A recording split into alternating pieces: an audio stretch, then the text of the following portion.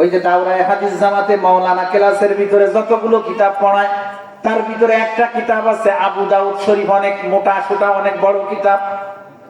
এই কিতাবের যিনি লেখক, ওই কিতাবের হাদিসগুলো যার রিওয়ায়াতে বর্ণিত আছে, সেই আবু দাউদ রাহমাতুল্লাহ আলাইহি নদীর পাড় দিয়ে হেঁটে যাচ্ছেন।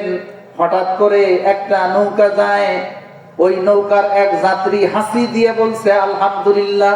ইমাম আবু দাউদ রাহমাতুল্লাহ আলাইহির কানে ভেসে আসছে, কিন্তু বাতাস হলো এদিক আসে। ইমাম আবু দাউদ যদি এখন উত্তর দেন ইয়ারহামুকাল্লাহ, তো ওই লোকের কানে পৌঁছাবে না। তখন ইমাম আবু দাউদ রাহমাতুল্লাহ আলাইহি একটা নৌকা ভাড়া করছেন 1 দিরহাম দিয়ে।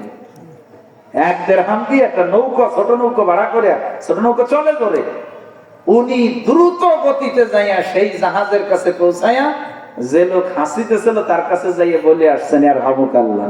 সুবহানাল্লাহ বলে। আওয়াজ আসছে গায়েবের থেকে যে আবু দাউদ তো 1 দিরহামের বিনিময়ে জান্নাত কিনে ফেলছে। সুবহানাল্লাহ বলে।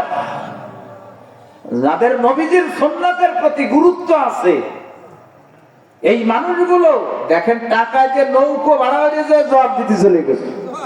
জান্নাত আল্লাহ একে দেবে না, দেবে কাকে? আর আমাদের সামনে দিয়েও কতজন হাসি দিয়ে আলহামদুলিল্লাহ বলে, ইয়ারহামুকাল্লাহ যে পড়তে হয় তাও আমরা অনেকে জানি না। 3 নম্বরে নবীজি বলেন ওয়া ইজাবাতুদ দাওয়া, যদি কোন মুসলমান দাওয়াত দেয় তার দাওয়াতকে কবুল করা। এই ইজাবাতুদ দাওয়ার অর্থ হলো, মূল অর্থ হলো কোন মুসলমান যদি ডাকে তো তার ডাকে সাড়া দেওয়া। কোন মুসলমান যদি ডাকে তার ডাকে সাড়া দেওয়া। কিন্তু স্বাভাবিক ভাবে ইজাবাতুদ দাওয়ার অর্থ লেখে যে দাওয়াত কবুল করা। ওই কয় না, এক মুসলমানের আর এক মুসলমানের উপরে যে হক, তার ভিতরে একটা কি? দাওয়াত কবুল করা। দাওয়াত মানে ডাকা, মানে ডাকলে যাইতে হবে। খালি খাতি ডাকলে যাবেন তা না, বিপদে পড়ে ডাকছে তখনও যাইতে হবে। এক মুসলমানের আর এক মুসলমানের উপরে হক এটা যে সে, এক মুসলমান যদি আর এক মুসলমানের ডাকে তো সে যাবে। ভাই কি কয় শুনি, এই রাত্রের বেলা ডাকতেছে, কি ব্যাপার একটু খবর নিয়ে আস।